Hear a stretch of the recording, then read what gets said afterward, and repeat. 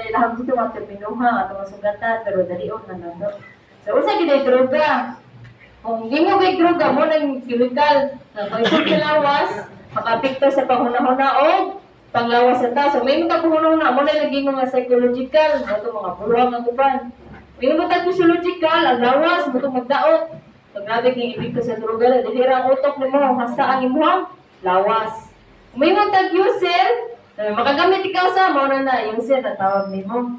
Sunod, depende. So, yung depende na ka sa droga, di na ka maglaan butang, gari mo suyo. So, nagsalig na kamay sa droga ba? Wala na kaya mahimo. Naapot na ginaingon abuse. So, muling ang ingon, adik na gagay sa droga, dili ka usa, karuha mo suyo, sobra ba na sa isang semana. Kani karon, no, atay lailahon ng mga paborito kaayo. So, kani kasagaran gyud hara ka mo madakpan sa istasyon, marijuana o shabu. So, wala ni mo na giingon nga hallucinogen. Ilaw man ni mo